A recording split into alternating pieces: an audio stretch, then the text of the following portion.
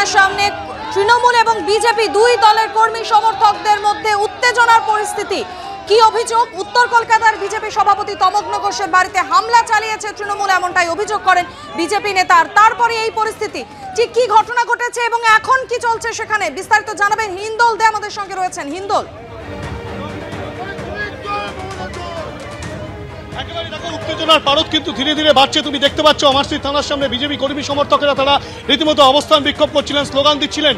তখন কিন্তু পাল্টা স্লোগান এবং দলীয় পতাকা নিয়ে তৃণমূল কংগ্রেস কর্মী সমর্থকেরা, ক্যামেরা পার্সন সন্দীপন গুপ্তকে বলবো ছবিটা দেখাতে, তৃণমূল কর্মী সমর্থকেরা তারা কিন্তু রীতিমতো চলে এসেছেন। মাঝে কিন্তু পুলিশ রয়েছে যাতে কোনো রকম ভাবে উত্তেজনা তৈরি না হয়। এখানে তৃণমূল কংগ্রেস কর্মী সমর্থকেরা রয়েছেন এবং তারা যেটা বলছেন, পাবলিক হ্যারাসমেন্ট হচ্ছে, দেখুন পাবলিক হ্যারাসমেন্ট, দেখুন অভিযোগ হচ্ছে আপনাদের কোনো অভিযোগ না, কোনো অভিযোগ না।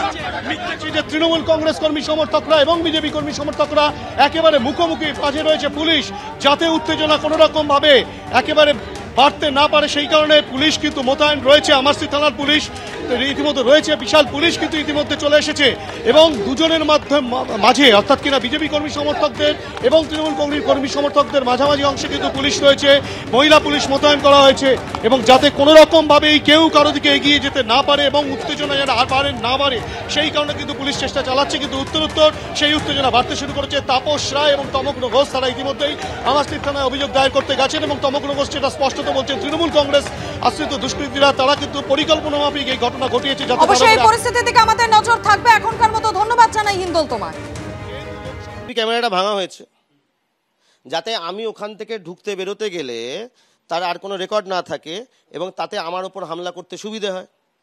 Easy target. রাত্রিবেলা আমার অনেক রাত হচ্ছে, ফিরতে রাস্তা তখন ফাঁকা থাকে, আমি গাড়ি থেকে নেমে তখন একা ঢুকি। স্বাভাবিক অর্থে আমার উপর হামলা করার আদর্শ সময় তো সেটাই হতে পারে। তৃণমূল ছাড়া আমাদের ডাইরেক্ট লড়াই তৃণমূলের সাথে বিজেপির এখানে উত্তর কলকাতায়। তাপস রায় জিতছে সেটা তারা বুঝতে পারছে, তাপস রায় জিতছে, এবার তো তারা বুঝে এইসব কাণ্ডগুলো করছে। কি হবে তাতে? ভয় পেয়ে আমি সবাই পালিয়ে যাবে নাকি? একদম চোখে চোখ রেখে তৃণমূলের সঙ্গে লড়াই হবে, হারাবো এখানে।